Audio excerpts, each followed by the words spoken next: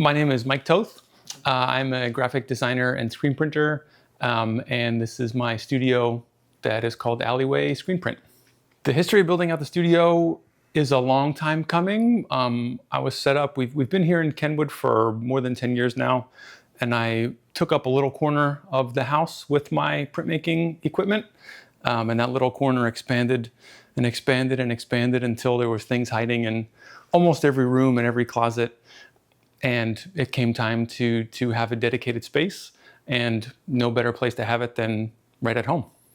So it's kind of a fun experience in terms of mimicking and staying within the historic nature of our neighborhood, being able to build an addition that feels like it was part of the home from when it was built in 1924. So still very, very simple, very utilitarian, but from the outside kind of looks like it's always been here. Of the work that I do here, the prints that I produce here, it's probably 75-25, I would say. 75 being client work, 25% being my personal work. I'm hoping that scale begins to tip a little bit more in 2025. That's on my list of resolutions. But yeah, been doing lots of fun prints for local artists and venues, helping them, produce editions that they can sell. I've been asked to lead a handful of workshops.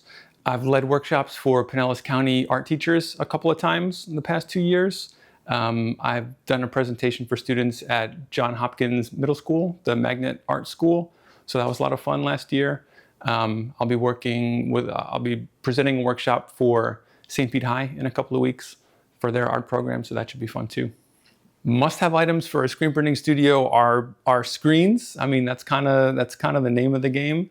But then, I don't know. I don't want to dismay people from thinking about getting started in the work. But you kind of need a hose, a water supply, and a little bit of DIY attitude, I think, to make things work. It's always nice to have more things and nicer things, but totally not necessary. So this is a big poster-sized screen that I have on my press here right now that I'll be running a little bit later tonight. Super easy little counterbalance, lets it be hands-off. This is a squeegee. This is how we pull ink through the screen. Drying rack, so we print on the print station here. Each sheet goes onto the drying rack. There's a little fan here to help it dry. Super humid here in Florida, so that helps a whole lot.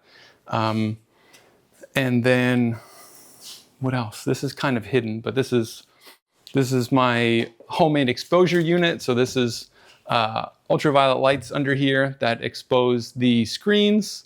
This is what I think people think about first when you mention screen printing. This is a t-shirt press. So I can print 4 colors at a time. We can have 2 shirts on it at a time. This is kind of, again, I think what everybody thinks of. You think about screen printed t-shirts, you don't necessarily think about fine art editions or works on paper necessarily, or printing onto other objects. So this is some of my recent-ish work, kind of ranging in scale and in complexity. This is kind of an example of something that's more photographic, a little bit more tonal range in there to blend colors together to make it feel a little bit more dimensional, a little bit more like a photograph. Whereas things like this get to be more graphic, solid colors, easier to print, to be frank, but a little bit more traditional that way. Lots of graphic stuff, lots of layering. Let's see, this one is another slightly more photographic, so some finer tonal detail in here, playing with transparency levels of inks so that you can create a little bit more depth and play with color theory. By printing one color over another, you can create a third color. And that's a way that we can approach producing prints like this. My favorite step in the print process is laying down the final color. It can be super, super transformative. We call that the key plate. And it's funny, as we can be really specific and spot matching colors to a swatch book, and when you're going one layer at a time, sometimes it can start to look off, and you almost lose sight a little bit about what the end piece will look like. But then when we lay down that final color and it kind of locks everything together, it pushes everything forward, it pulls everything back, and it's super rewarding. And to see the registration marks all line up correctly for the last color, I think that's fantastic.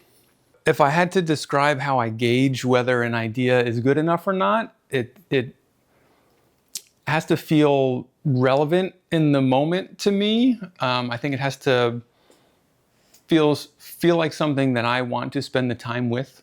And that's not to say I haven't worked on really silly things, spent a lot of time on something that maybe wasn't worth it.